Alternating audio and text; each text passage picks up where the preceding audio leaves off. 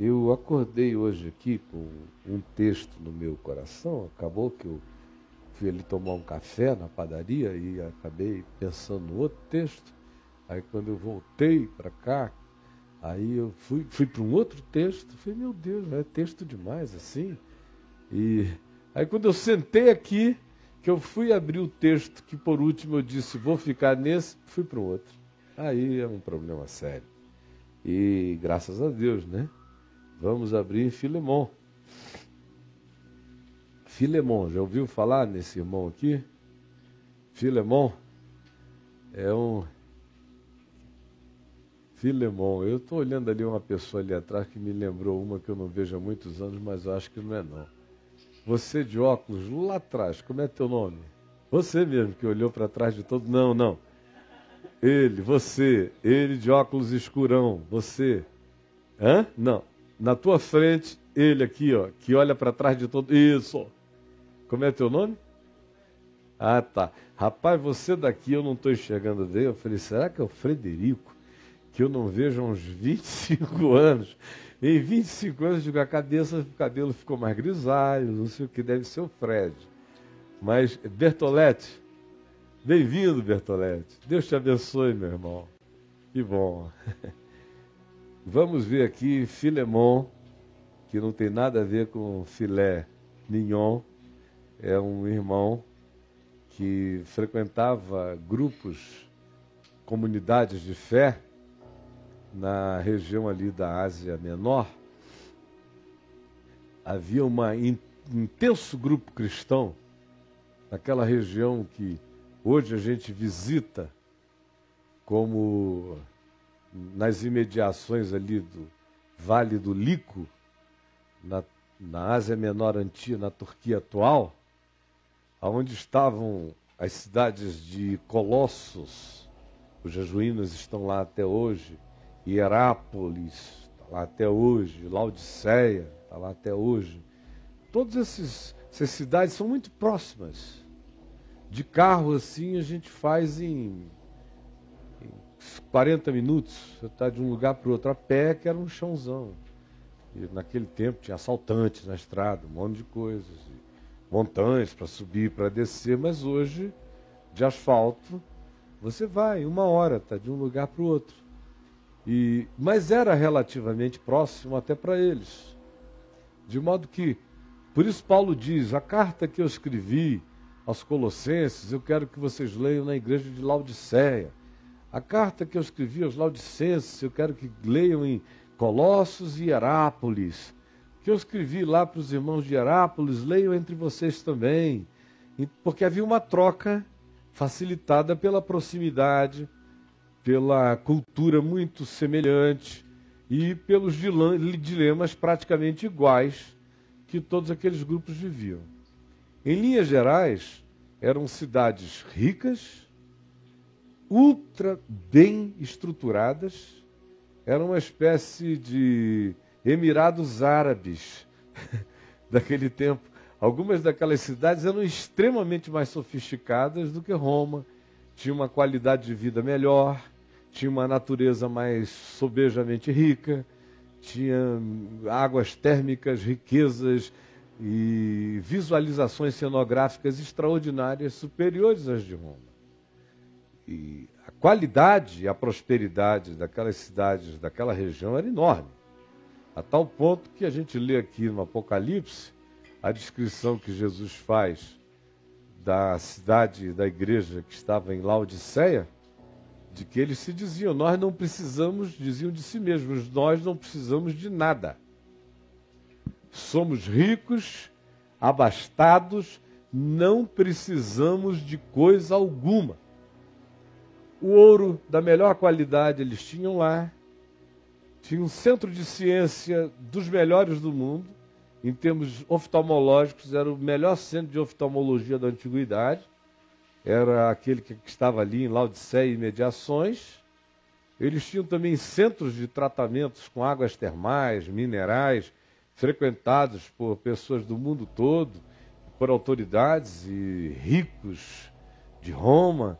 Enfim, era um lugar culturalmente intenso, comercialmente de uma fartura enorme, estavam entre um monte de outras civilizações, então chegavam lá coisas que vinham do Extremo Oriente, com mais facilidade do que em outros lugares, tanto quanto do Oriente Médio, de Roma, ou até mesmo os que vinham da então já Europa bárbara, Europa céltica, Europa anglo-saxã primitiva, chegavam lá com suas culturas e suas influências, de modo que era um centro polarizador de muitas informações.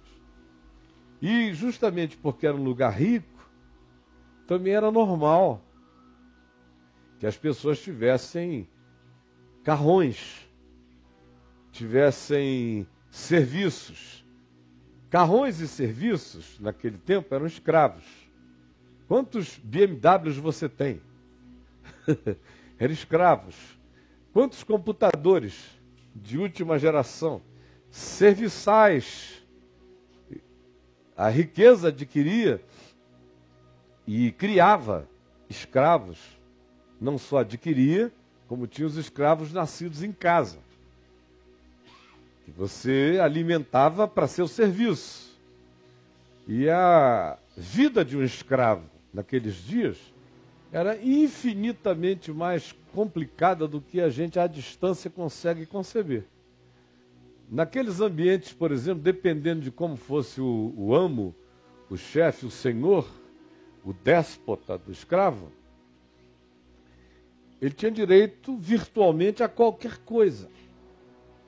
Não só o escravo tinha que lhe obedecer, em todos os aspectos, vinculados a serviços diversos, como o escravo também servia e atendia sexualmente os caprichos, os desejos, fossem quais fossem, do dono. Um dono com a cabeça bem romana, bem bissexual, e além da sua mulher ou suas esposas, se servir das escravas femininas e dos escravos masculinos, fosse qual fosse a sua tara, a sua doença. Então você pode imaginar o que é ser um escravo e nascido numa condição kármica, para a qual você não tem saída. A aquisição de uma alforria era praticamente impagável para um escravo desse. E a libertação que um dono, um senhor de escravos, um déspota, pudesse oferecer, quando acontecia era porque o cara era bom e, em geral, acontecia já na velhice do escravo.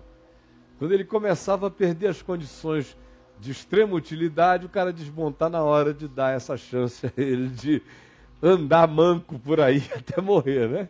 Vai e se diverte, obrigado por tudo que você já fez por mim. E quando era bondoso o senhor de escravos, do contrário, ia morrer mesmo mofando nas circunstâncias do abuso. Então é esse o contexto no qual essa carta a Filemon é escrita. Porque Filemon é dono de escravos. E Filemon se converteu. Ele conheceu o Evangelho. E Paulo faz elogios extraordinários a Filemon. O que a Filemon tinha alcançado de consciência espiritual e humana no meio daquela geração já era superior ao que a maioria dos demais discípulos já tinham percebido. Mas vocês sabem que a gente encontra o Evangelho puro e simples, como Paulo anunciava, sem fazer sonegação de nada. Ele diz aqui em Atos 20, anunciando a todo o conselho de Deus, a todo homem, sem deixar ficar nada de fora do que ele pudesse entender como aplicativo do Evangelho à consciência humana. Ele estava ministrando com essa profundidade, porque na certeza de Paulo, o Evangelho tinha que plantar em nós a semente da nova humanidade que nos aguarda.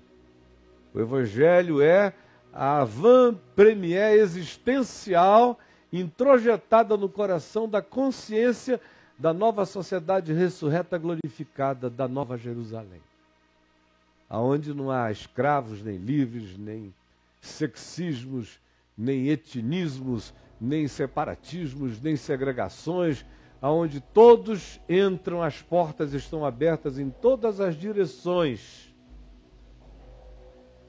aonde todos têm acesso à árvore da vida, a todas as curas, a todas as remediações eternas, aonde tudo é redimível.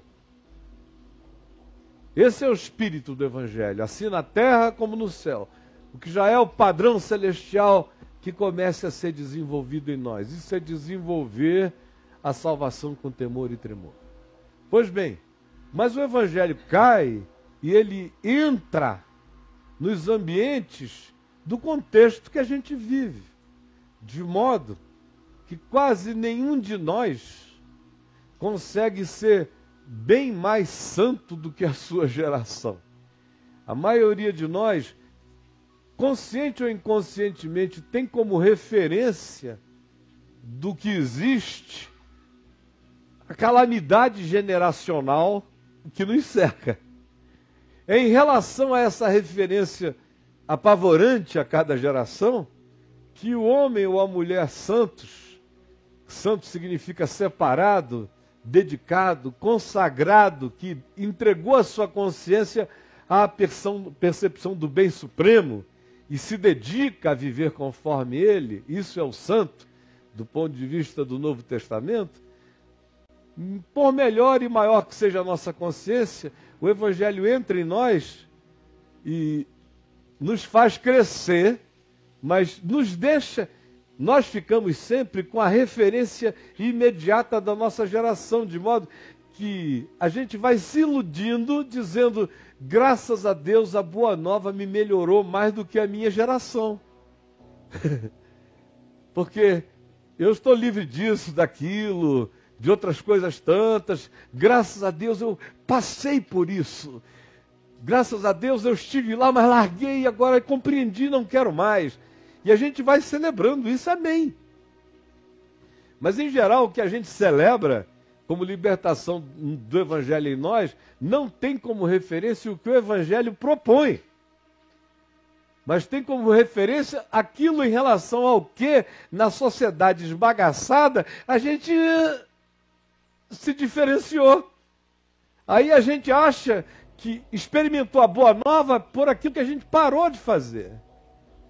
De mal grotesco.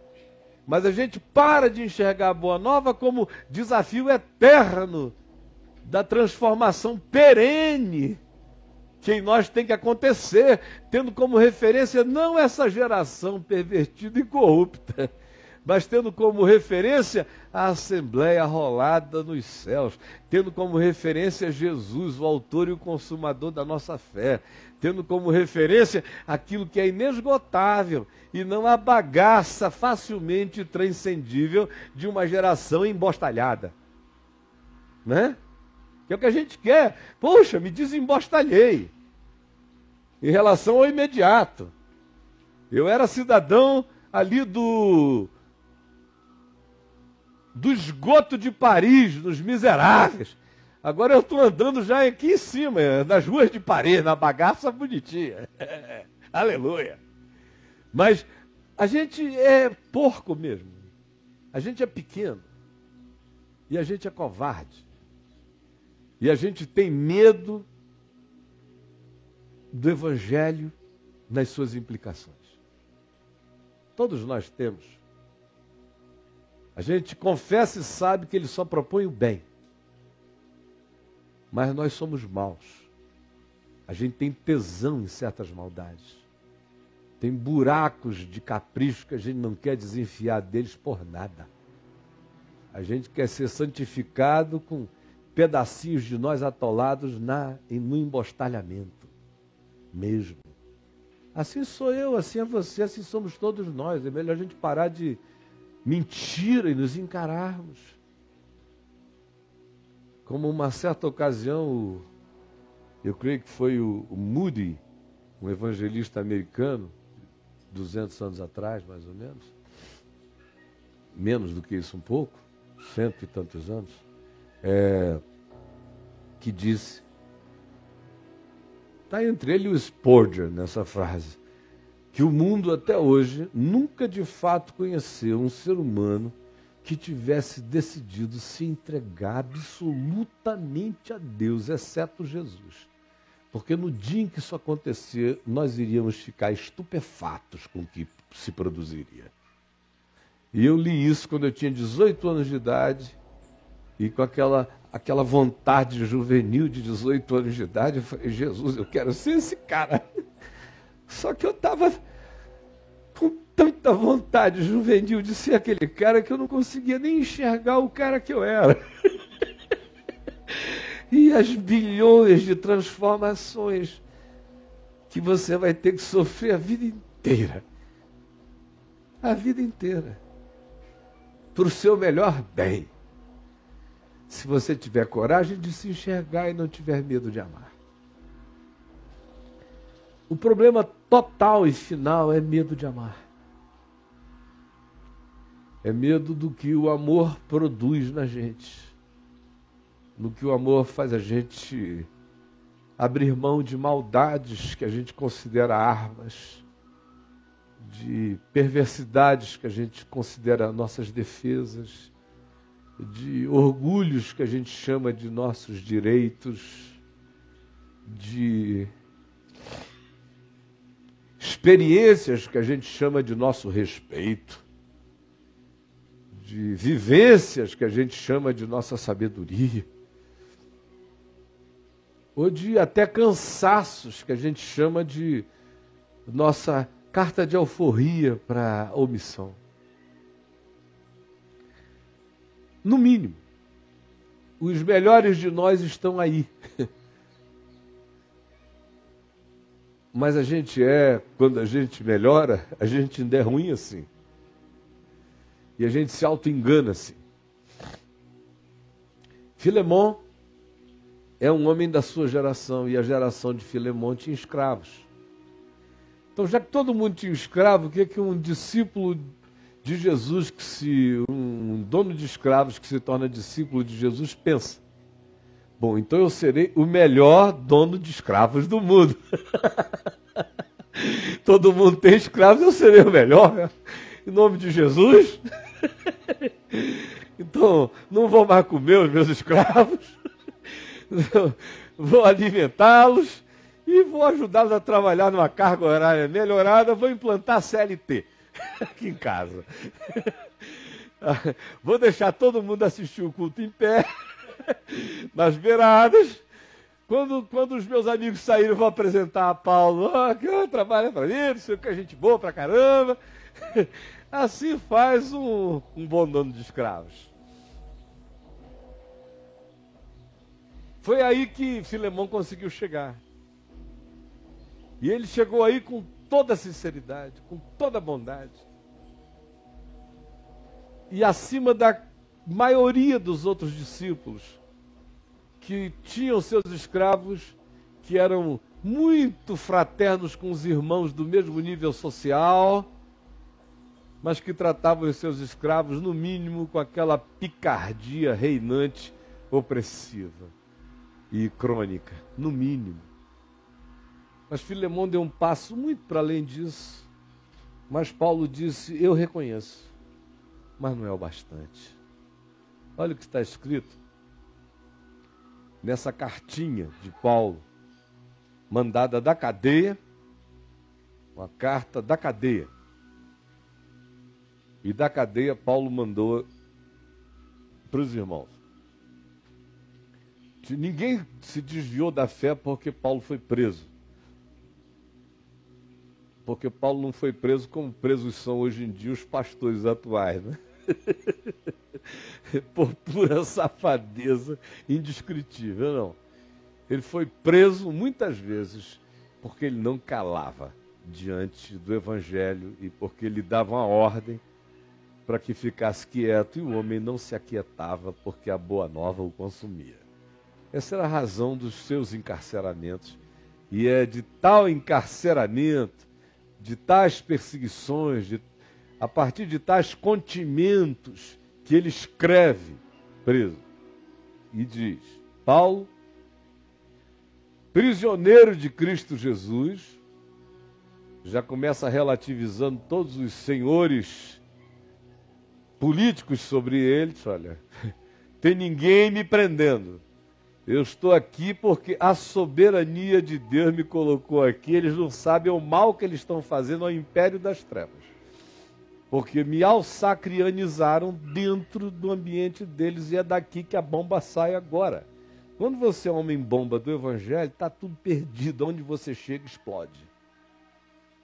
Paulo, prisioneiro de Cristo Jesus, e o irmão Timóteo, que estava com ele sempre. Ao amado Filemon, também nosso colaborador, ajudante, e a irmã Áfia, e a Arquipo, nosso companheiro de lutas, e a igreja que está em tua casa, Filemon. Filemon tinha uma casa um pouco maior, onde ele podia reunir muita gente, onde Paulo pregou muito, Timóteo, e havia um povo que se reunia lá com as regularidades das reuniões que eles tinham durante a semana. A esses Paulo diz, e a Filemon: graça e paz a vós outros da parte de Deus nosso Pai e do Senhor Jesus Cristo. Amém. Aí começa agora aqui, minha gente, a coisa séria. Oi, isso aqui foi oi, né? Alô, tudo bom? Agora segura. Dou graças ao meu Deus. Seu cara, quando sabe dizer as coisas, começa exaltando o que tem de bom lá, para depois entrar direto e macio. Dou graças ao meu Deus, lembrando-me sempre de ti nas minhas orações.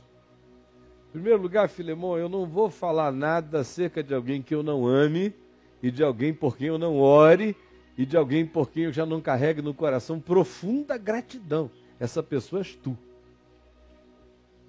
Estou ciente do teu amor. Você é um cara que ama de verdade. E da fé que tu tens para com o Senhor Jesus. E como essa fé é praticada em amor fraterno e serviço para com todos os santos, para com todos aqueles que são povo de Deus, como a tua fé em Jesus reflete na comunidade, abençoando os demais. A tua fé em Jesus é uma fé que alcança outros, que agrega outros. Sim, eu oro por ti sempre, para que a comunhão da tua fé se torne cada vez mais eficiente. O que você diz que é a sua fé, o que você chama de eu creio, deixe de ser apenas uma verbalização confessional inconsequente. Eu oro para que cada vez mais o que você diga eu creio, por isso confessei, se torne carne, se torne sangue, se torne expressão de vida, se torne desenvolvimento humano, se torne mensurável, se torne real, se torne prático, se torne constatável por você e por todos. Eu oro para que você dê frutos, fruto que seja a extensão da natureza dia a dia mais adocicada, melhorada e infusa no amor de Deus. Sim, eu oro para que a tua fé se torne eficiente. Uma fé eficiente é uma fé que não tem medo das consequências da percepção anunciada e ensinada pelo Evangelho e a vive até onde a vida entendeu e a consciência percebeu e a disposição sincera da fé nos levou a encarnar. Sim, eu oro para isso, para que a tua fé vá ganhando eficiência, eficácia, experiencialidade, concreção, no pleno conhecimento de todo o bem que há em nós, para com Cristo Jesus. Eu estou pedindo a Deus, Filemão, que você saiba que o que a gente alcançou é maravilhoso, pelo que eu dou muitas graças a Deus. Mas eu peço ao Pai que não deixe que você seja uma casa com telhados. Eu peço que você seja um homem aberto para o infinito, para que você discirna e reconheça a inexauribilidade desses acessos, como você pode crescer e será inexaurível. Você pode alcançar, você pode ir, você pode transcender. É do Evangelho que a gente está falando. Não há limites na experiência do amor de Deus, nem na experiência de Deus, nem na prática de Deus no encontro humano. Para isto eu oro, para que este conhecimento que o Evangelho vai gerando em você, que é conhecimento que só se transforma em realidade quando é praticado por nós, nunca será um conhecimento teórico. Ele só se transforma num conhecimento introjetável e nosso quando a gente, pela fé, o pratica e ele se implanta em nós. Porque aquilo que eu sei e eu vou parando de praticar, vai se desenraizando de mim. A fé que um dia eu tive como conhecimento, só se mantém como conhecimento aproveitável em mim se eu a praticar nas minhas relações de comunhão na vida, todo dia. Do contrário, o ter praticado um dia não me serve. O ter sabido ou saber não realiza nada. A fé só se manifesta, só se enraiza, só se operacionaliza pelo amor. E o amor só é amor em práticas encarnáveis.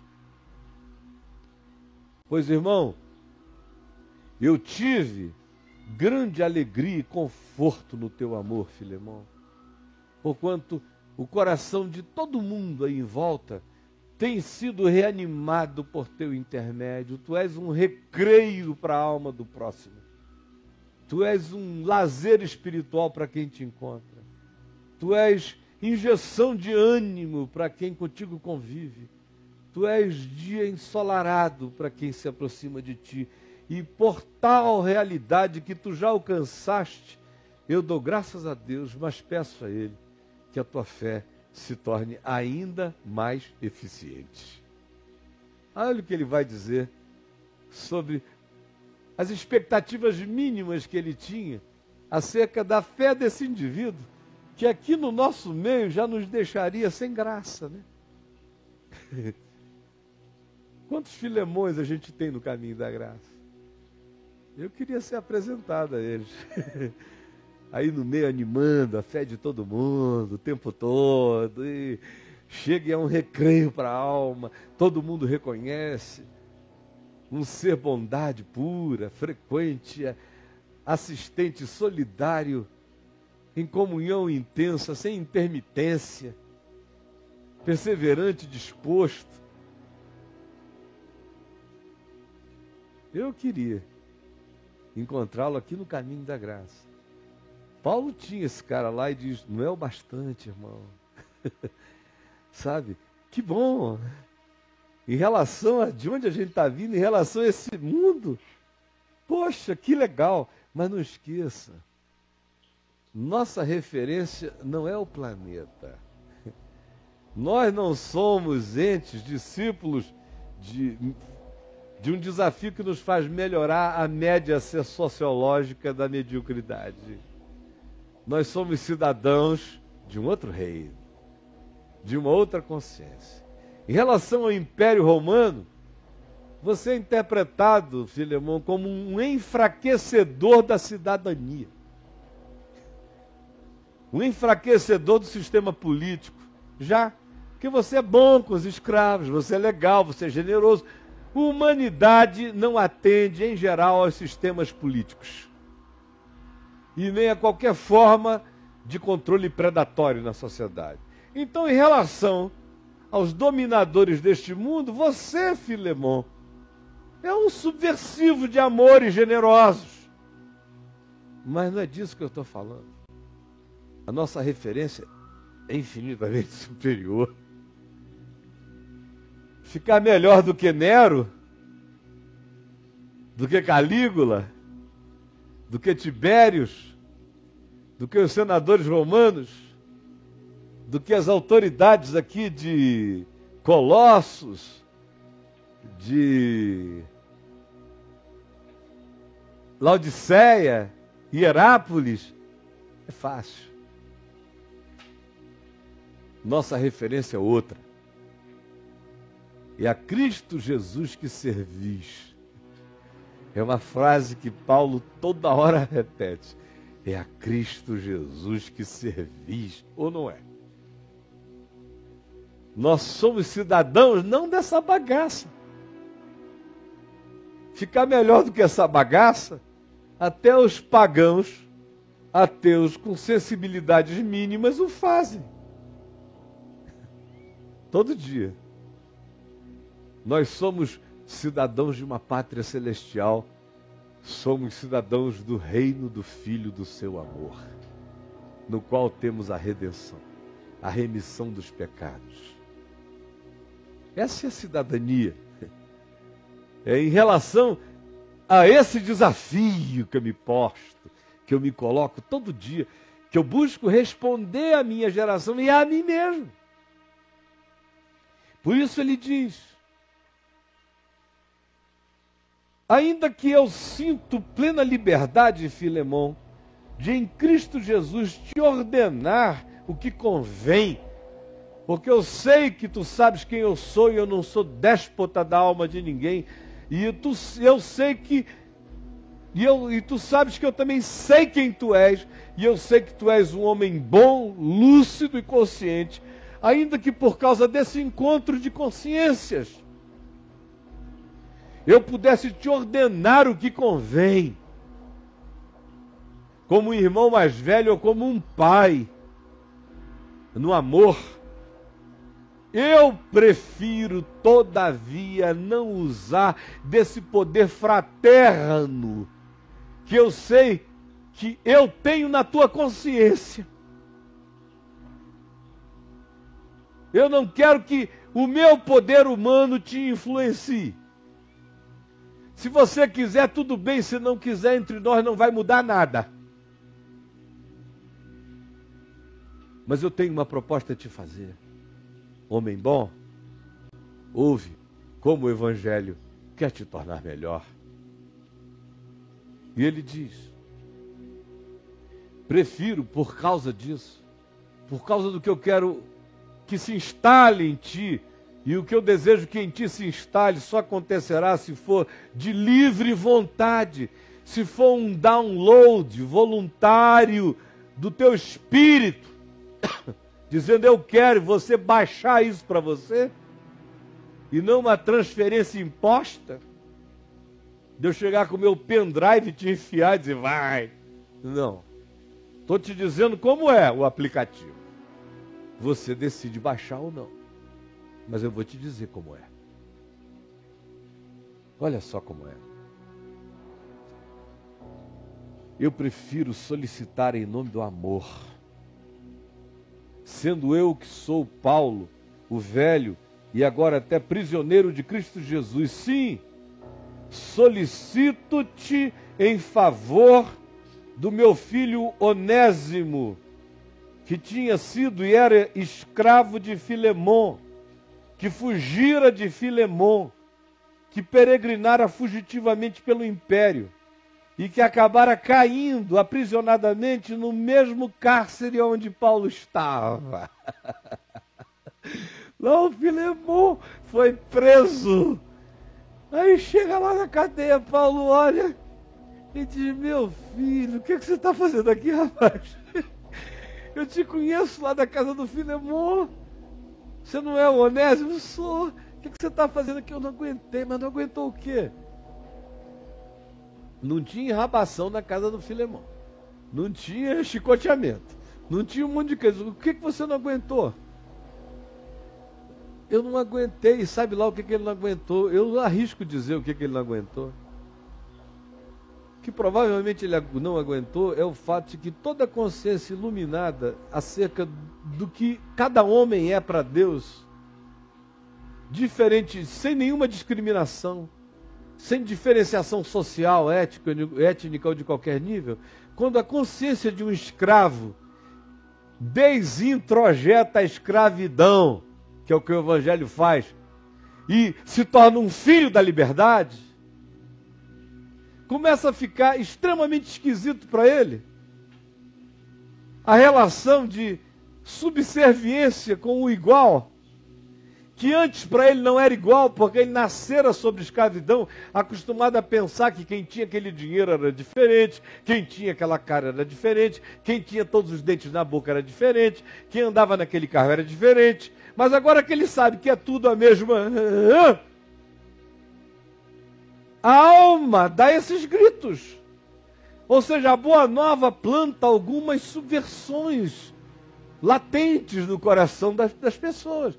Provavelmente o que aconteceu com Filemão é que ele foi sendo instruído na consciência. Chegou uma hora que ele disse, aconteceu com Onésimo, é que ele foi instruído na consciência do Evangelho. Chegou uma hora, ele olhou e disse, Filemão é um cara muito bom.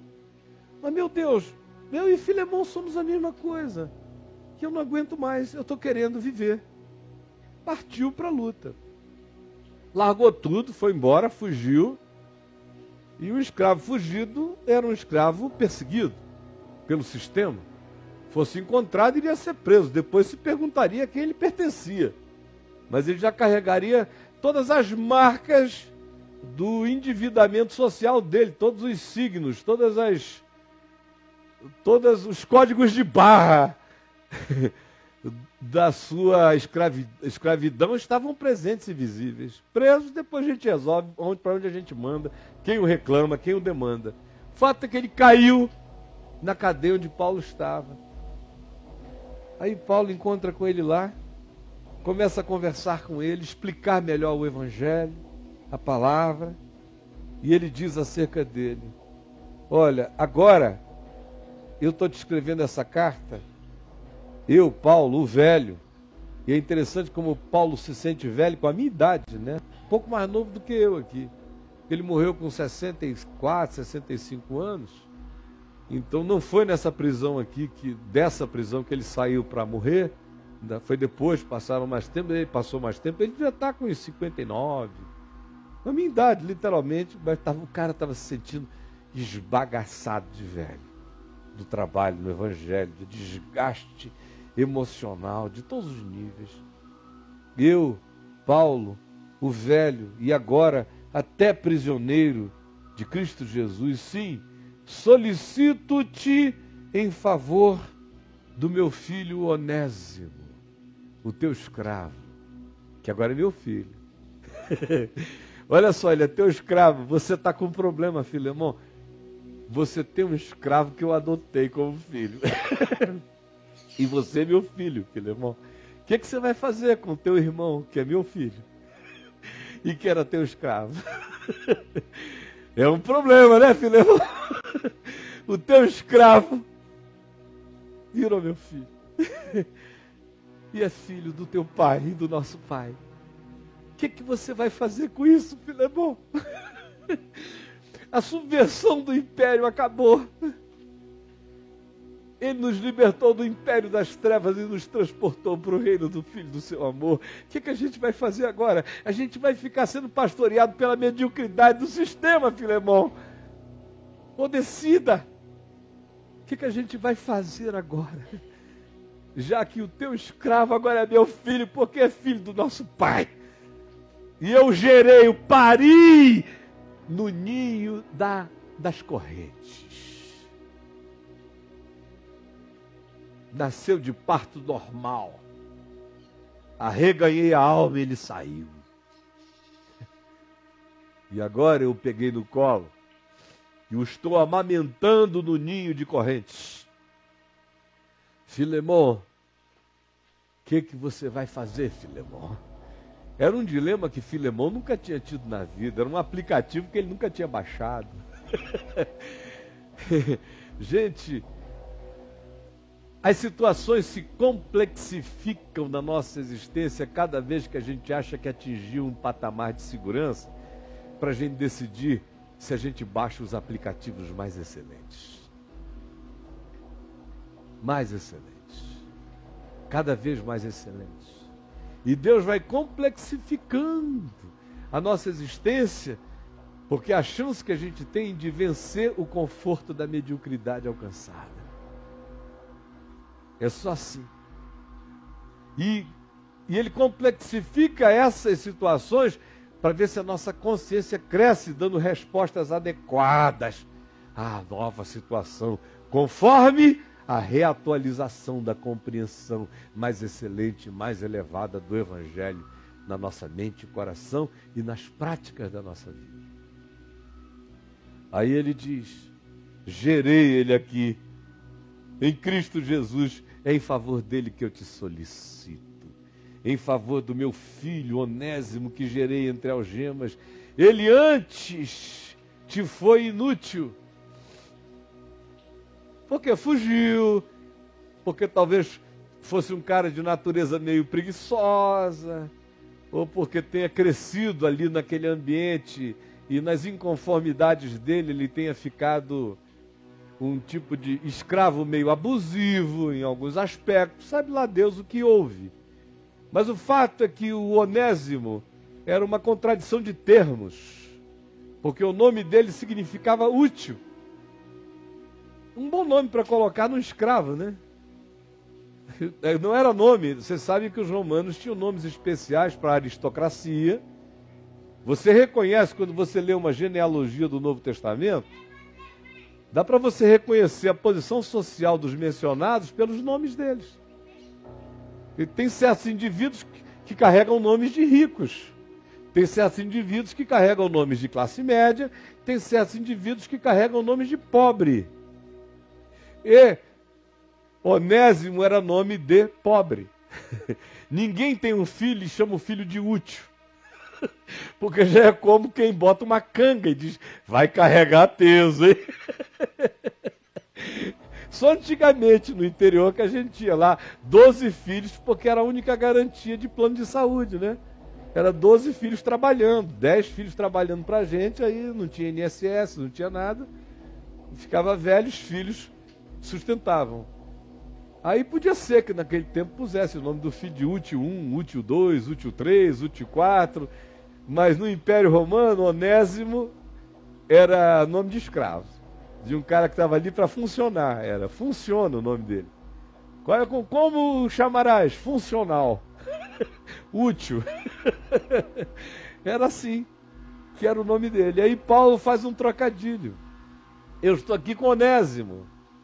Ele já foi uma contradição de termos.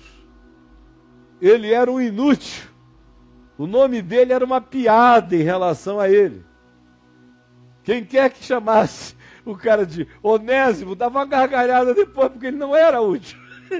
Ele era... Você não pode nem imaginar o que esse homem se tornou, Filemão. Aqui, entre algemas. Como o caráter dele mudou. Ele já te foi inútil. Uma contradição de termos. Hoje ele é uma encarnação do nome. Mas não é por isso que eu estou falando contigo a respeito dele. Antes te foi inútil, atualmente, porém, é útil a ti e a mim. Eu envio de volta em pessoa. Estou enviando-o de volta a ti pessoalmente.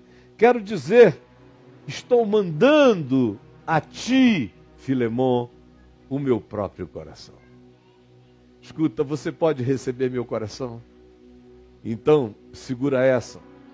Meu coração hoje se chama Onésimo. Quem quiser dar um beijo no meu coração, acolha Onésimo. Onésimo é um princípio de Jesus, né? Quem acolhe a um e dá um copo d'água a ele, a mim me acolhe. Quem pega um pequenino, a mim me acolhe. Quem acolhe um profeta, a mim me acolhe. Quem acolhe o menor de todos os homens, a mim me acolhe.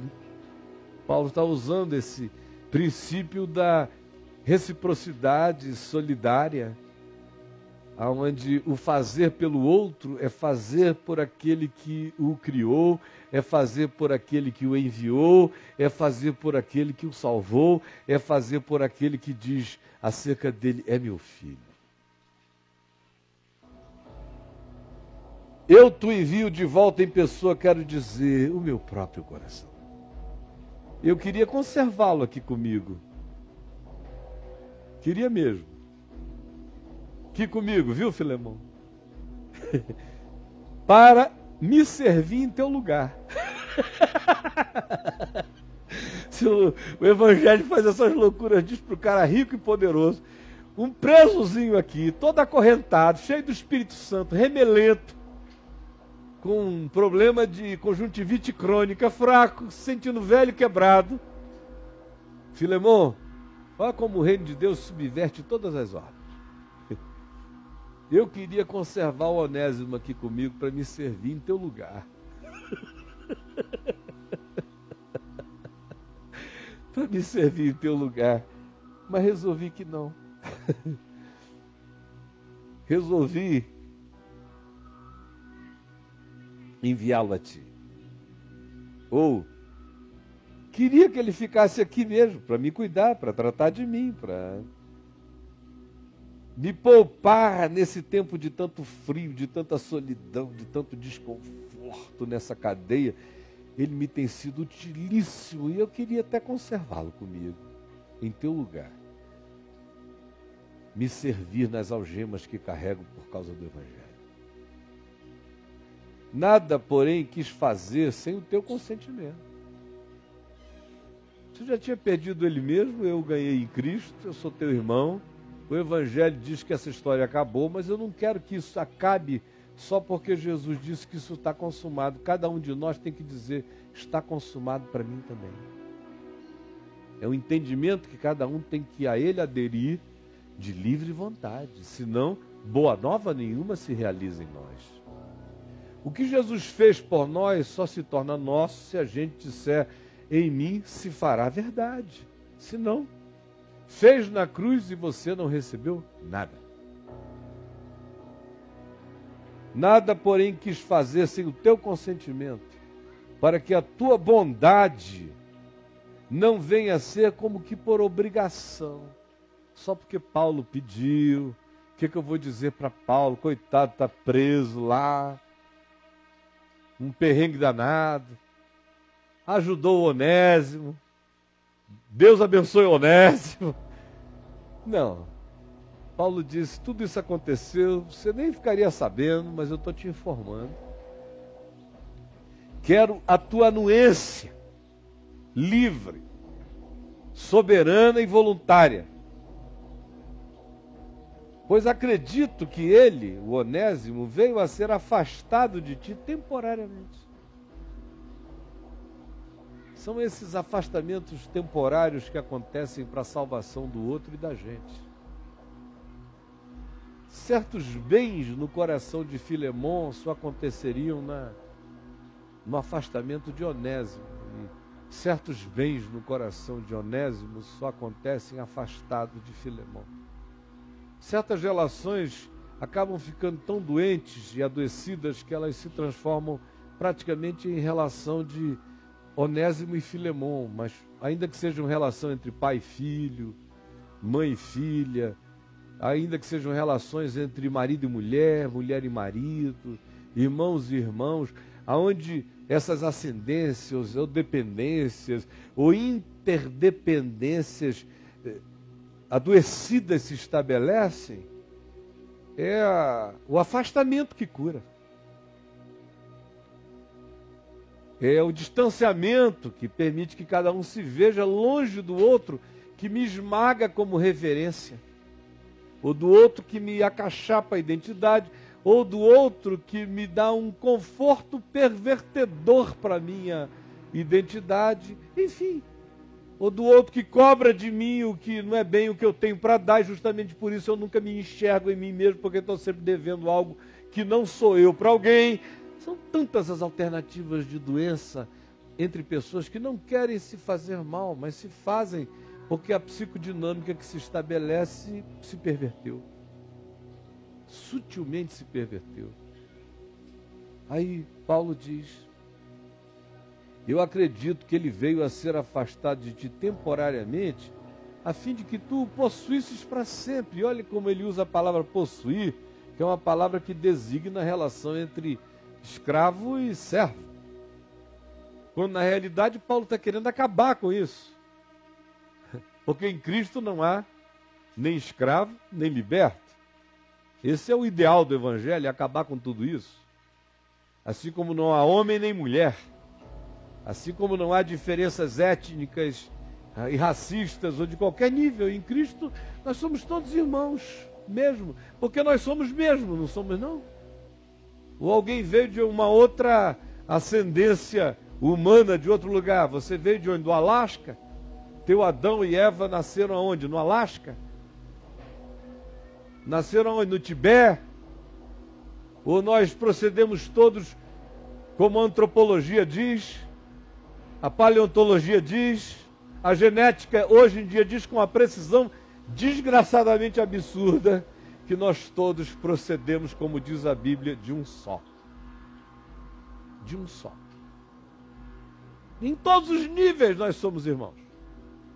Mesmo Criador, mesma matriz genética, mesma história planetária, mesma graça de misericórdia sobre nós. Por que que nós não seríamos irmãos? Por que não? Só o diabo pode nos fazer crer em alguma coisa diferente. É absurdo. Quanto mais eu vou ficando mais velho, mais certas coisas vão ficando tão pateticamente ridículas que eu sinto vergonha de ser homem na terra. Fico vergonha de ver as coisas que a gente chama de normais. E que é tudo muito feio. Mas a gente chama de normal.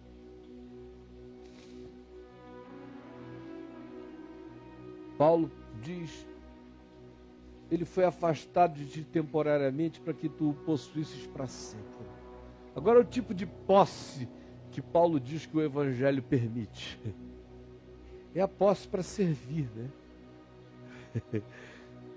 Você é minha possessão para eu te servir. Eu te possuo para te servir. Eu te possuo para te abençoar. Você está danado comigo, eu sou teu irmão para te ajudar. Não esqueça não, hein? Eu sou o Senhor do teu serviço. Essa é a maluquice do Evangelho. Quem entre vós quiser ser o maior, seja o servo de todos. Assim é do Evangelho. Quem não gosta disso, não gosta de Evangelho. Olha só como é que agora o Evangelho me ensina a possuir o outro.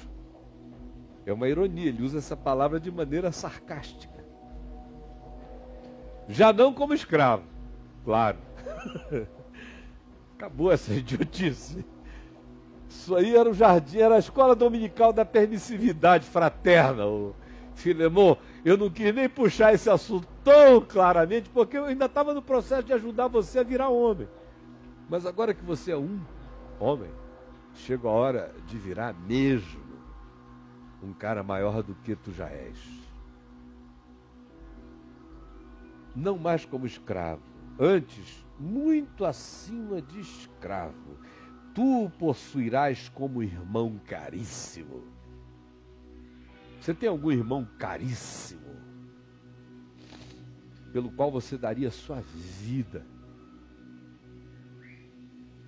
Irmão e meu irmão, eu vejo as pessoas endeusando o DNA, não é? Quem está do lado dele é um ser humano, mas não é nada não. Agora, do meu lado aqui tem um cara que, se fizer exame de sangue, tem o mesmo DNA que o meu, aí ele pode ser a maior porcaria do mundo, maior safado, viver de canalice em canalice, mas ele é melhor do que o outro ser humano legal aqui, só porque nós temos o mesmo DNA. Isso é uma outra coisa diabólica, demoníaca, porque nós todos temos o mesmo DNA, meu amigo. Só houve uma convergência de lixo específico no meu e no teu, que a gente saiu do mesmo útero. Nós somos DNA humano, basta. Foi por isso que na cruz, Jesus, que podia ter dito, Maria, eu vou aparecer a meu irmão Tiago e aos outros, Judas, Simão, e isso, e aquilo, e dizer, cuidem bem da mamãe, tá?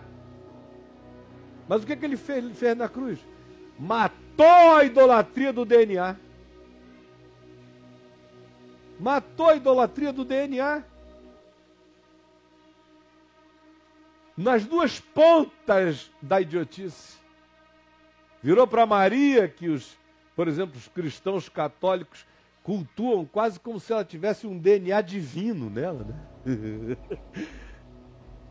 Como se não fosse apenas uma garota de Nazaré, bonitinha, queridinha, amada, santinha, como muitas outras meninas de Nazaré, porque a escolha foi escolha de graça, não foi por obras marianas para que Maria não se glorie. Tudo é graça. Mas ele matou o DNA na cruz. Quando olhou para Maria e disse mulher, não foi nem mamãe, foi mulher. Celebrou a humanidade humana, a irmandade humana, a filiação humana, o vínculo humano dele com a mulher. Ele é o filho do homem nascido de mulher. Mulher, eis aí o teu filho.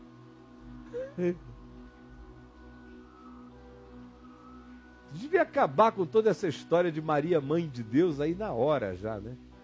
Ó, Maria, mãe de João, que não é nem o filho biológico dela, é um filho do amor. E disse para João, filho de Zebedeu, irmão de Tiago, com uma casa inteira estruturada em Cafarnaum e uma pequena empresa de pesca. Eis aí a tua mãe. E acabou com o DNA. Voltemos a Paulo, ao Evangelho, que diz, olha, tu vais possuí-lo como irmão caríssimo. Tu vais ficar aprisionado à consciência dessa fraternidade idêntica e nivelada. É assim que tu o possuirás servindo em amor.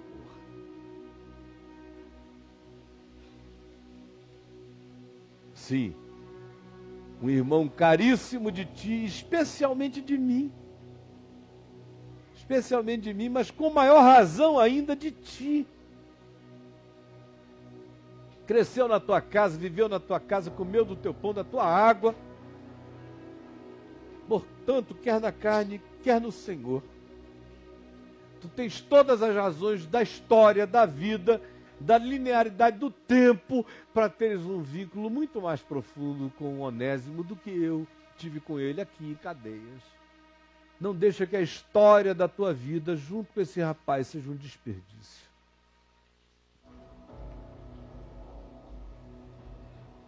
Se, portanto, me consideras companheiro, isso é um apelo assim que me enternece. Esse é o revolucionário do amor, não tem, né? Levantemos-nos comunistas, marchemos. Proletariado, trabalhadores, ergam-se. Não tem nenhum Robespierre, invadamos o palácio. Não. Olha só, onde está Robespierre? Onde estão todos esses? Mas Paulo está aqui. Aberto na nossa casa, hoje de manhã. O revolucionário sem espadas. E que diz apenas isso. Se, portanto, me consideras irmão, companheiro que partilha o pão que Jesus abençoa todo dia. Se tu me consideras filho da mesma comunhão eterna, recebe-o como se fosse a mim mesmo. Que é o que Jesus manda fazer com toda outra pessoa carente, necessitada, ou em relação à qual nós estejamos com o poder divino de perdoar, ou de acolher, ou não. Gente, nós temos muitas prerrogativas divinas nos nossos encontros humanos e a gente trata como diabo essas oportunidades. A gente tem oportunidades de Deus na vida do próximo todo dia. Porque tem gente que precisa ser perdoada é por mim, não é por Deus, não. Por Deus não está nem aí para aquilo ali. Eu é que estou aí para aquele problema. É um problema para mim, virou um problema para ele. E Deus diz que pena que eles estejam se matando por nada, ao invés de se abraçarem. Meus filhos. E muitas vezes, a maioria das vezes, Deus está na porta entre os filhos, como lá na parábola do irmão mais velho com o irmão mais novo, do pródigo e o irmão emburrado. Lembram da parábola do filho pródigo? É o pai ali. O que o pai fez? Celebrando a chegada de um e tentando diminuir a burrice idiótica e amargurada do outro. Mas em momento algum, se tu não entrares na festa, não serás meu filho nunca mais. Não. Ele não concorda com nada daquilo, como ele não concordou quando o outro filho foi para porcaria na terra distante. Mas para esse que está aqui agora na porcaria, na porta de casa, na varanda, ele continua chamando de meu filho. Meu filho, meu filho, meu filho, meu filho. Nosso Senhor tem cada filho. Somos todos nós. Esse pessoal complica tanto a existência. Paulo diz, recebe-o. Se tu me consideras companheiro, recebe-o como se fosse a mim mesmo. E se algum dano te fez, se pegou na saída, se levou, está te devendo alguma coisa? Te deu algum prejuízo? Está faltando pagar algo? Se algum dano te fez, eu quero lembrar o seguinte, não deve ter feito falta, tu estás vivo, né, Filemão? Estás tão vivo que eu estou escrevendo uma carta para ti. Estás vivo. Então o que quer que ele te tenha tirado, não tirou bastante para que tu não estivesse aqui. Tu te tens ainda e tens tudo que tens. Tu já começa a relativizar essa coisa também de eu, um ser humano, só se redime perante outro no dia que pagar todas as dívidas mensuráveis. É assim que quem deve se sentir. O devedor. Mas não é assim que o credor deve praticar. O credor que sobreviveu ao endividamento, o credor que sobreviveu à perda, o credor que sobreviveu a isso tudo e continua bem e vivendo, se é do Evangelho, sinceramente, se o outro não tem como pagar e vem e diz não tenho como pagar, o que é que Jesus recomenda que esse credor faça em Mateus 18? Que lhe perdoe aquela dívida, assim como o Pai Celeste me perdoa todo dia do que eu não tenho como pagar. O Evangelho é simples, por isso é que todos nós somos indesculpáveis. Se tu me consideras companheiro, faz assim, se te fez algum dano, ou se te deve alguma coisa, lança tudo em minha conta. Lança na minha, no meu caderninho aí contigo.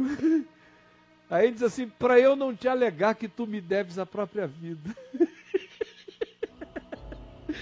Porque eu te conheci, cara, eu te conheci tão encardido, tão mesquinho, tão bostinha, tão merdinha de Colossos. Foi como eu te conheci, tão arrogante, filé mignon dos arrogantes. E hoje é só como você virou esse patinho, esse chã temperado pelo amor. Como você largou essa aura de vanglória e foi virando essa gente boa e simples de Deus. Eu não quero lembrar a nossa história, eu só estou usando esse expediente da memória grata para ver se, lembrando quem tu eras e quem tu te tornaste, tu apliques a mesma misericórdia neste caso aqui, que é uma coisa infinitamente menor. Lança na minha conta. Se eu tenho algum crédito contigo, se eu te ajudei em algum momento, se eu fui útil a você em alguma hora, se o evangelho que eu te trouxe gerou algum benefício, se o que eu te emprenho pelo ouvido com sementes da graça todo dia, de graça, tem algum valor, se isso mudou o teu entendimento, se isso tem te desafrescalhado, te desembabacado, se tem te reumanizado, se tem te ressensibilizado, se tem evitado catástrofes de idiotice na tua existência, se esse é meu crédito contigo, tem sido ser instrumento da bondade de Deus na tua vida. E se você diz, que gratidão eu tenho por isso, então, pelo amor de Deus, põe essa aqui na minha conta. Se você não quiser botar na conta da cruz, se você não quiser transcender e olhar para Jesus, aonde não há nem rico, nem pobre, nem homem, nem mulher, nem filho, nem mãe, nem escravo, nem liberto, nem ninguém. Se não quiser olhar para a cruz, olha pelo menos para mim, Filemon. Põe na minha em relação a ti, que eu pagarei. Se não bastou, eu pago. Talvez eu pague na próxima vez que você tenha um desespero que não saiba a saída e me procure. Eu te pago com capital eterno.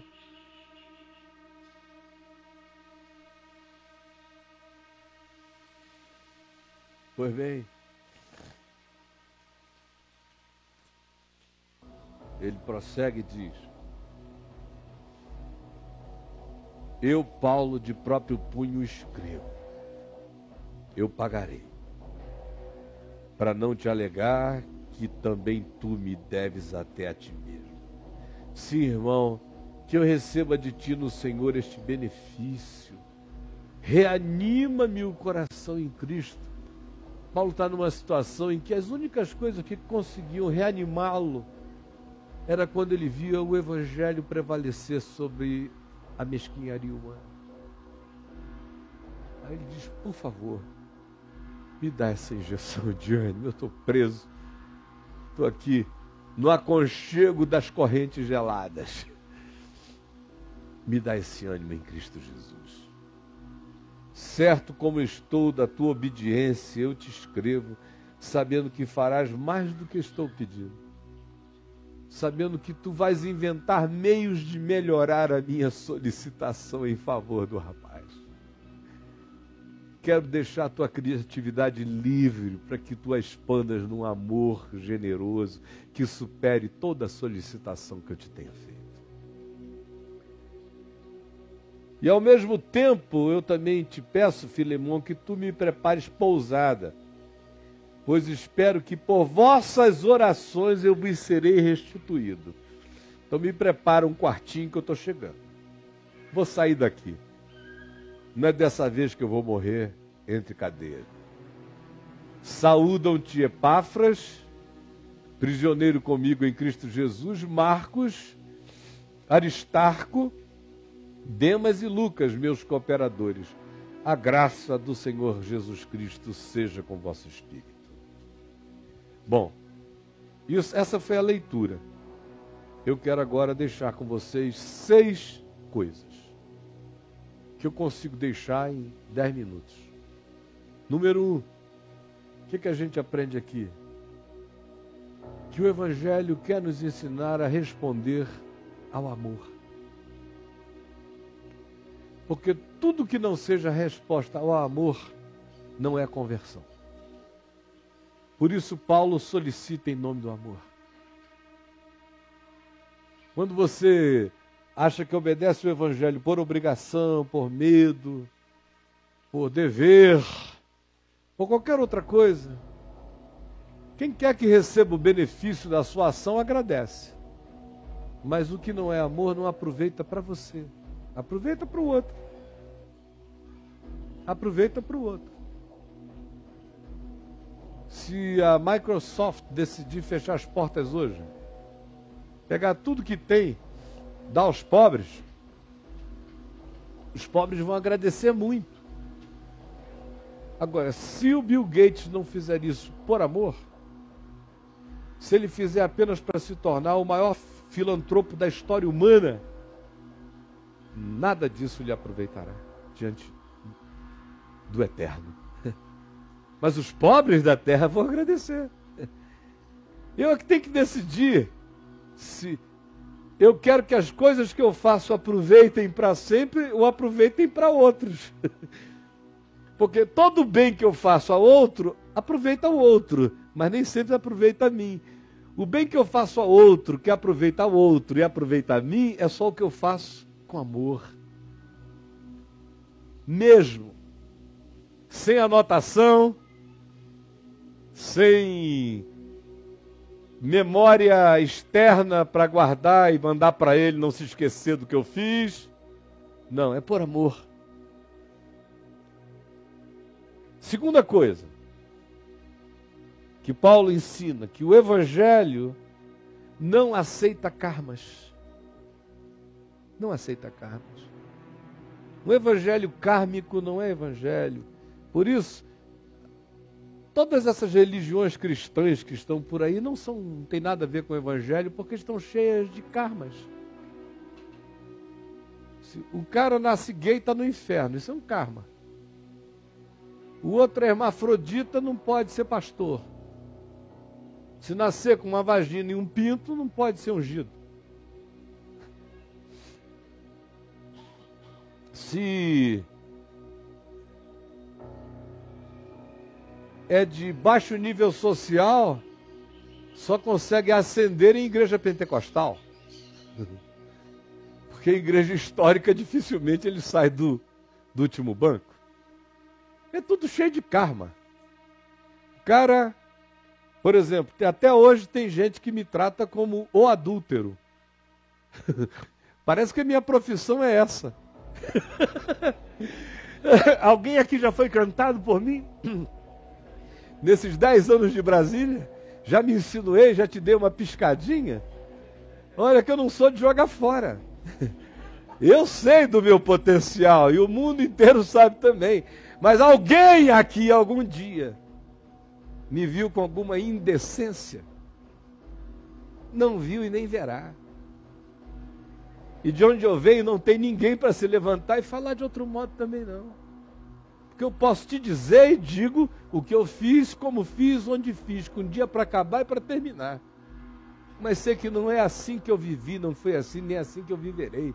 Eu sei quem eu sou. Mas porque um dia aconteceu e eu me divorciei, virou um escândalo, para esse povo aí eu sou o adúltero, eu sou um Dalit, ali, indiano.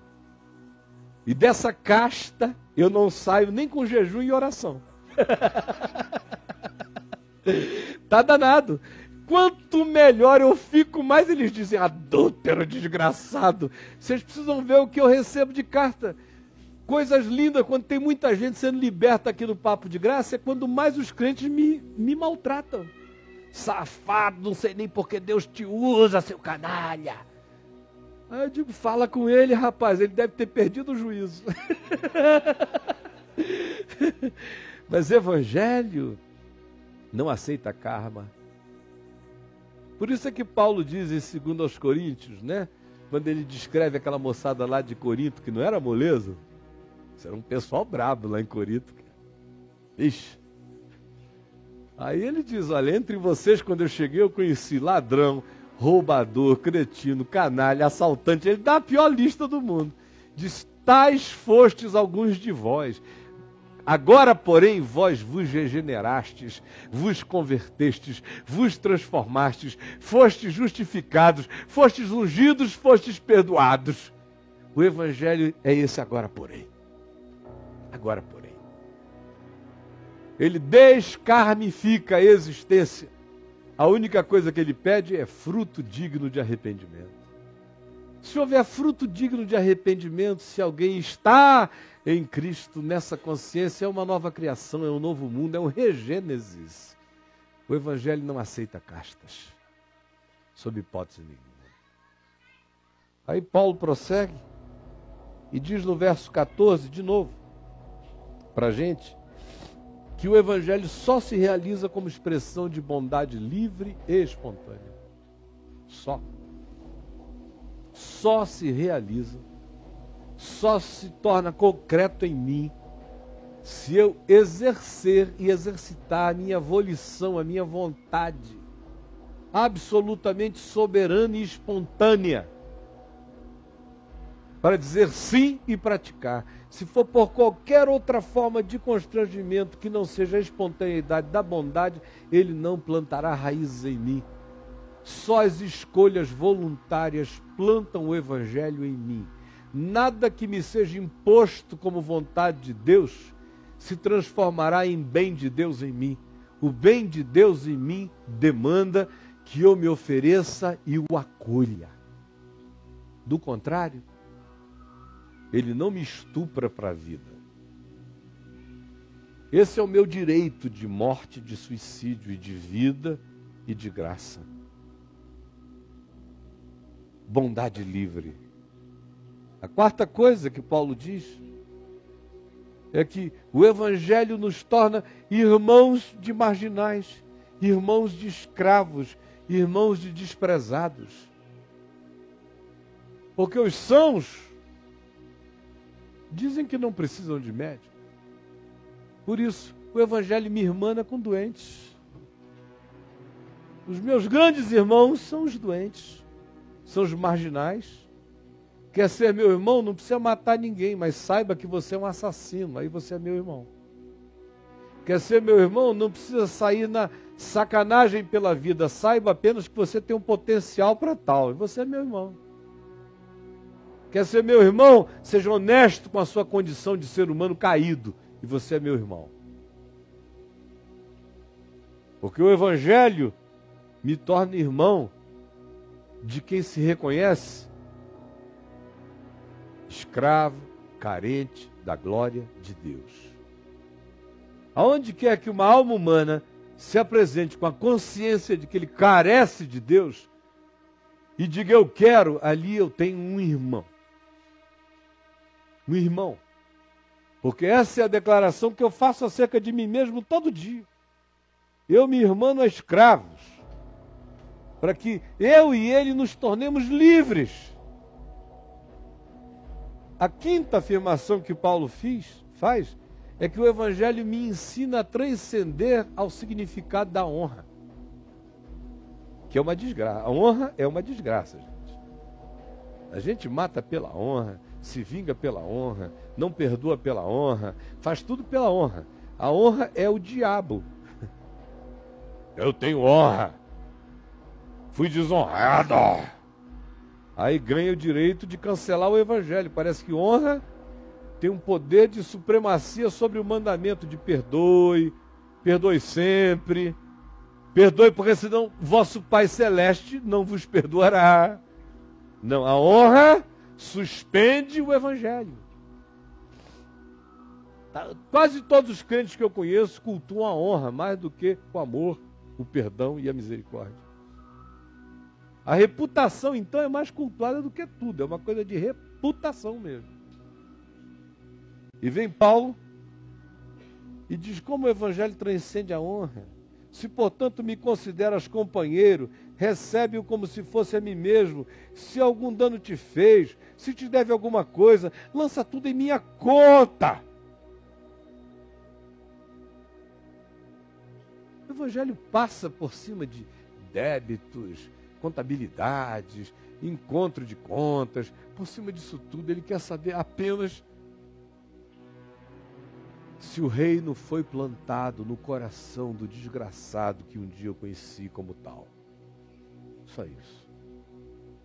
E por último, Paulo diz, não há evangelho, nem para começar, jamais, se ele não se implantar em mim como consciência de que a manutenção da boa nova em mim depende de eu caminhar em perdão todo dia. Não haverá evangelho em mim sem a consciência de que a manutenção do evangelho em mim depende de eu caminhar em perdão todos os dias. Perdão dos outros. Tem gente que fica com essa coisa neurótica de passar o dia pedindo perdão a Deus pelos seus pecados. Perdão, Senhor, não botei comida para os peixes hoje. Perdão, Senhor, atravessei um sinal amarelo. Perdão, Senhor, esqueci de falar com a velhinha, que eu estava assim corrido, não vi. É mais fácil você ficar arranjando essas idiotices para pedir perdão do que perdoar o próximo. Quem não quer perdoar o próximo fica pedindo perdão a Deus. É simples assim de entender. O cara que vive pedindo perdão a Deus não quer perdoar os outros. Porque quem perdoa os outros não vive com essa história de pedir perdão a Deus. Porque o que me faz pedir perdão a Deus não tem nada a ver com Deus. O que me faz pedir perdão a Deus é o que eu faço contra ti. Ou o que eu deixo de fazer a ti.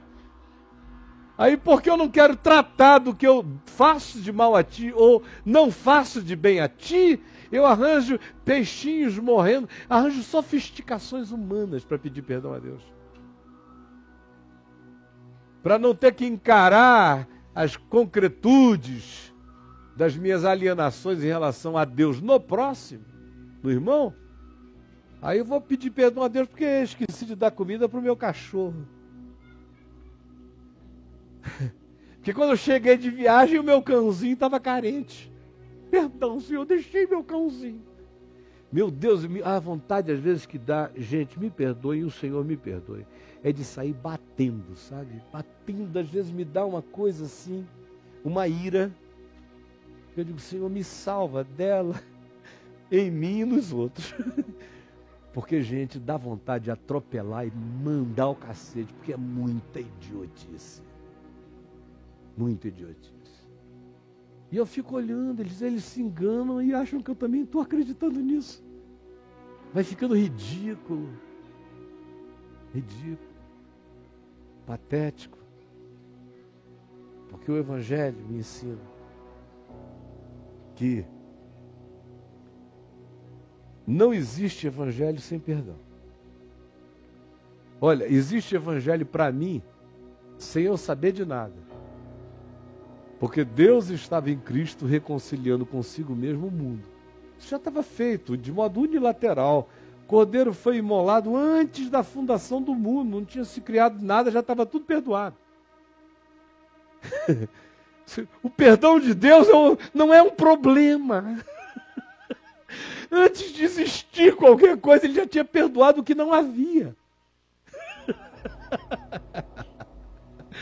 Já tinha perdoado o que não existia. Perdão que é um problema é o que acontece só entre eu e ti. Mente. É aqui, nesse nível. É aqui que eu mato. Ninguém mata Deus. Coitado do Nietzsche. Deus morreu. Aí todo mundo, Deus morreu. Estava falando da gente, da religião, dessa porcaria aí. Deus. Nietzsche sabia que Deus não morre. Nem que Deus não existisse, Deus não morreria. Nietzsche sabia por uma definição filosófica. O conceito não morreria. Não morrerá jamais. Mesmo que Deus não existisse, o conceito dele já é inapagável. Porque cada homem vai sempre projetar essa projeção. Em qualquer mundo, em qualquer ficção, em qualquer ambiente. Pois bem, e aqui é onde perdão importa. E o que Paulo está ensinando é o que Jesus diz. Perdoa as nossas dívidas, assim como nós perdoamos os nossos devedores. Esse assim como determina um ciclo de manutenção do perdão na existência humana. Você quer viver perdoado? Você que já nasceu perdoado e que se faz endividado todo dia pela sua falta de perdão para com os outros ou para com as suas reações para com os outros, ou omissões para com o próximo, ou ações perversas contra ele. Pare de praticar tais ações. E se você tem algum ressentimento, mágoa, amargura, zanga, dor, seja o que for no coração, perdoe do íntimo, para que o Pai Celeste nos perdoe. A manutenção do perdão em mim acontece como prática do meu perdão a ti. A manutenção do meu perdão em mim acontece como prática do meu perdão ao próximo. Quer viver perdoado? Ande perdoando. É o que o Evangelho diz. Durma em paz. Juízo nenhum paira sobre a sua cabeça. Quem todo dia acaba com os juízos finais pelos perdões cotidianos, já passou de todo juízo. Vai para o juízo final quem não finaliza julgamentos contra o próximo jamais. Aquele para quem os julgamentos contra o próximo estão cancelados, não porque eu não enxergue, não porque eu não veja a idiotice, não porque eu não veja a calamidade, mas porque apesar de ver, eu o perdoo. Não o inocento, o perdoo. Não o melhoro, fazendo de conta que ele não fez o que fez. Não, ele fez o que ele fez. Eu estou perdoando não porque ele melhorou, eu estou perdoando é porque, apesar de tudo, pela misericórdia de Deus, eu que sou um perdoado apesar de mim, perdoo a ele, apesar dele. Eu só estou repetindo o que fizeram comigo. Porque Cristo Jesus me perdoou sendo eu pecador. Ninguém tem que melhorar, nem eu tenho que melhorar ninguém para perdoar. O perdão é uma coisa absoluta. Se o outro melhorar, melhorou, graças a Deus. Bom para ele. Se ele não tivesse melhorado, estava perdoado. E assim eu caminho fazendo a manutenção do perdão. O que é a manutenção do perdão? Que significado é esse de andar fazendo manutenção do perdão? É porque senão o juízo vai cair na minha cabeça. Eu já disse milhões de vezes, Deus não tem tempo para ficar jogando juízo na cabeça de ninguém. Ele é eterno demais, é bom demais, é Deus demais para jogar juízo na cabeça da gente. Nós é que trazemos o nosso juízo. Andarmos em perdão é irmos fazendo todas as coisas contribuírem para o nosso bem. Porque a gente só pode amar a Deus no próximo. Aí você diz, não, tudo contribuirá para o meu bem porque eu amo a Deus, mas eu odeio aquele cara ali, não gosto daquele outro ali, porque eu amo muito o Senhor. Não gosto de gente que não gosta de Deus. Cara, você não ama Deus nenhum, não. Eu só posso amar a Deus no próximo, porque a palavra de Deus diz, como é que tu vais amar a Deus? A quem tu não vês, se tu não amas o teu próximo, a quem tu vês. Todas as coisas cooperam para o bem daqueles que amam o próximo. Todas as coisas cooperam para o bem daqueles que perdoam sempre. Todas as coisas criam a cadeia e a corrente invisível do bem, as sinergias do bem, para quem anda com esse espírito e essa atitude. Todas as coisas cooperam. Não para quem se torna um Amish e fica o dia inteiro ali dizendo, eu amo a Deus, por isso eu não abro os olhos, eu amo a Deus, por isso eu só leio a Bíblia, eu amo a Deus. Não, você vai ficar doido, nada vai melhorar, você vai ficar um cancro mole, vai perder o cérebro, vai virar um ser amébico. Você não ama a Deus.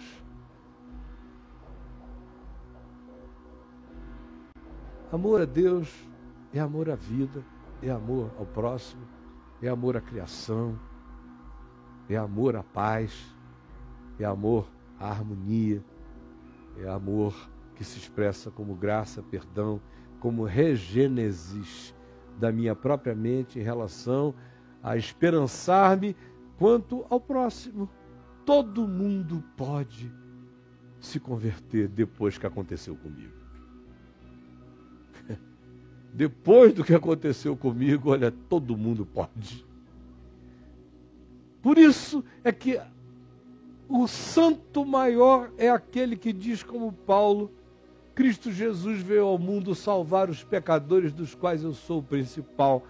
Porque esse é o cara que caminha dizendo, depois de mim, tudo mais pode acontecer de bom na vida. Eu sei que eu era o pior gargalo para a graça. Depois que a graça me quebrou, se quebrou a mim, pode quebrar qualquer outro. Agora o cara que diz, não, a graça operou, mas também eu dava umas colaborações danadas, né? Com aquele pai que eu tive, com aquela mãe que eu tive, com as educações, com as instruções, a graça veio, parece que é uma cereja no teu bolo. Paulo não tinha essa história. Nunca adulterou, nunca roubou ninguém. Paulo, respeitabilíssimo, que no Congresso Nacional ele não poderia ser senador, não haveria partido para ele, nem o PSOL iria aguentá-lo, Não, porque o cara era humano demais para essa trupe toda aí. Não ia dar. Não ia ter jogo de cintura. Não dava. Ele disse que era hebreus de hebreus, era tudo de todos. Na geração dele não tinha ninguém em Jerusalém que se comparasse à genialidade dele. Mas ele diz, quando a luz me iluminou, eu vi que, meu Deus, pobre de mim se comparado a Nero. Porque Nero era um doido, eu era um presunçoso, um arrogante, eu era um Lúcifer fariseu. De arrogância, eu sei que dos pecadores eu sou o principal. Aí você anda perdoando. E quando você anda perdoando, todas as coisas cooperam para o seu bem. Aí você diz, e cooperaram para o bem de Paulo? Claro. Para Paulo o bem e para a Escritura o bem não é andarei pelas estradas e nunca meu pneu furará. Não, ele estava salvo de idiotice, ele não era discípulo do Walt Disney, era de Jesus de Nazaré. Ele não era viado, nenhum deles foi. Então, ele viajou de barco 4 vezes o navio afundou. O cara, desse ponto de vista, era um pé frio desgraçado. Perseguido em tudo que é lado, e dizia, Deus em todos os lugares me conduz em triunfo. Por quê, hein? Porque o problema dele não era se o navio afundasse, era que ele não naufragasse na frieza, no desamor.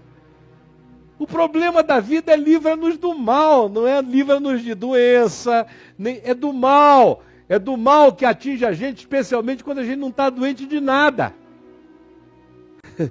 Quanto mais saudável, mais doente. Mais saudável, mais distante, menos reflexivo. Quanto mais grana, mais insensível. Quanto mais poder, mais distração. Mais desumanização, menos profundidade. Esse é o mal. O mal é tudo o que me faz menos do que humano, menos do que parecido com Cristo. É o que me desumaniza, esse é o mal. Não é se minha empresa faliu, é se meu caráter faliu. Esse é o mal. Não é se eu estou desempregado, é se eu não me emprego na prática do bem, apesar de estar desempregado. Se o meu desemprego serve de álibi para eu me desempregar do amor ao próximo. Esse é que é o mal.